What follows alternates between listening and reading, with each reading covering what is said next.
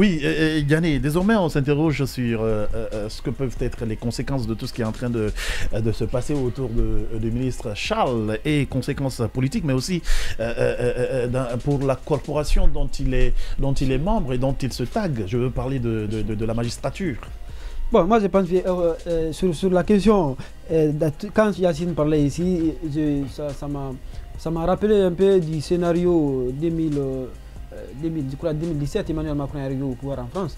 Avec l'exclusion, bon, pas l'exclusion, l'échec de François Fillon. Ouais. Et quand vous regardez, c'est-à-dire vous opposez les deux personnages, vous avez un lien étroit avec leur vie. D'accord. Charles Laurette, dans la vidéo, parle, n'est-ce pas, disons, fait des avances à l'autre, à son interlocutrice, pour dire que c'est normal. Non, mais on nous apprend que c'est une journaliste et ça se confirme dans la vidéo. Donc à une certaine Aminata Conté, je crois, journaliste, Condé, je crois.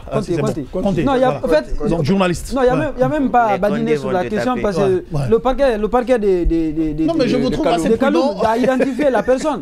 Vous voyez, également a émis ce qu'on appelle un mandat, une comparution forcée donc de la personne. C'est pour dire que la personne est identifiée, donc il n'y a pas à mesurer à propos là-dessus. Je vais parler donc de la personne Aminata qui travaille donc à Kabak TV.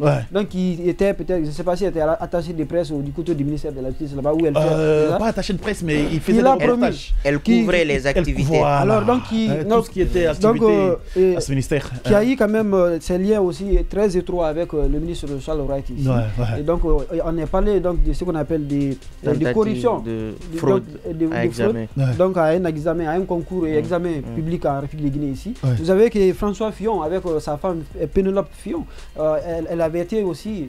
Fillon avait été accusé de ces mêmes faits pour avoir, quand il était encore député au Parlement européen. Donc il avait approché cette dame-là auprès donc pour devenir son assistance parlementaire.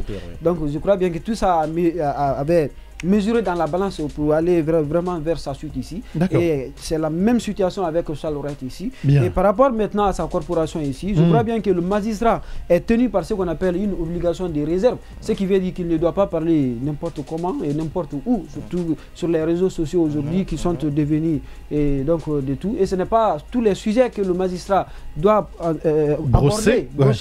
aborder ici pour le respect de sa corporation ici. Je pense bien que de ce côté, ça doit, même il doit être en tout cas interpellé pour des sanctions disciplinaires, pour qu'il se réserve donc de prendre la parole comme si c'était un individu comme c'est-à-dire un bistroman, comme on a l'habitude de le dire ici. Donc il doit se réserver beaucoup plus, en tout cas pour essayer de laver l'honneur de sa corporation ici. Maintenant, quant à l'avenir politique de l'homme, je pense bien que politiquement, Charles est cuit.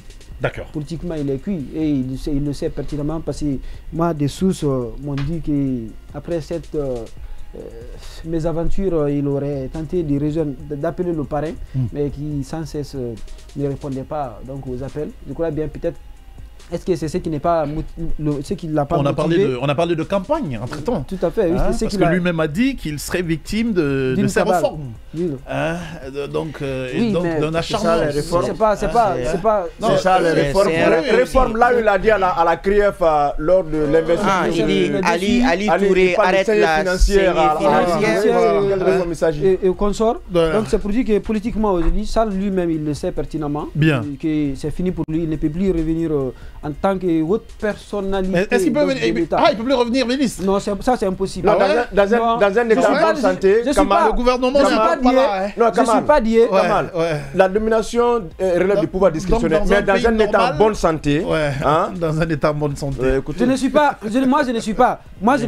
dans le secret de la présidence, mais c'est que le premier ministre que moi je vois, M. Baouri, qui avec son parcours, qui parle de moralisation de la vie publique. La moralisation de la vie publique ici, ce n'est pas que seulement arrêter la corruption, mais c'est aussi la dignité des institutions. Mais je te dis, moi quelqu'un m'a dit que les gens étaient parrainés. Donc, je sais, mais Charles lui-même a été parrainé. Si le parrain de Charles est plus fort que Baouri... Non, c'est pas possible. Il y a le cas, en 2018, il y a un cas pareil qui s'était passé du côté au Mali. Le directeur de cabinet à l'époque d'Ibrahim Boubacar Keïta, Étienne Fakaba Sissoko, qui a été également aussi, qui s'était plongé dans cette même situation. On a vu ces vidéos sur la toile, ben le ministre, le président, il n'a pas daigné. Bien. Après, juste la sortie, ça n'a même pas fait 30 minutes. Ouais. C'est le décret qui est sorti pour le démettre de ses fonctions. Merci, Yann. Ça, nous ne sommes pas en Europe pour dire où on a besoin des naturalistes qui peuvent se mettre en nude pour faire des photos. Là, ce n'est pas comme ça. Nous sommes dans une société conservatrice. Bien. Nous sommes dans une société orthodoxe. Super. Ce serait porter atteinte à la morale publique aujourd'hui de reconduire Charles Wright au ministre de la Justice. Parce que le ministre de la Justice, c'est lui, comme il le dit, c'est lui qui conduit la politique pénale de la justice. Même sa magistrature est désormais compromise. Parce que je ne sais pas comment lui il peut s'arrêter désormais sur l'autel pour dire qu'il va condamner quelqu'un qui aurait porté atteinte à la pudeur. Ça va être difficile. Donc c'est assez compliqué pour nous. Merci Yanné. Oui, pourquoi alors je ne suis pas Dieu, mais l'ex-ministre de la Justice ne pourra plus revenir. Ça, je prophétise ce matin.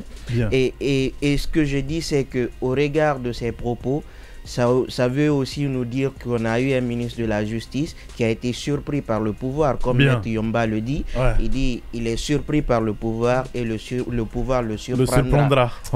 Et en fait, lorsqu'on dit que Maître Yomba est une école, c'est aussi ça, parce que lorsque vous l'écoutez, c'est quelqu'un qui voit avant vous. Merci beaucoup, merci beaucoup, merci beaucoup.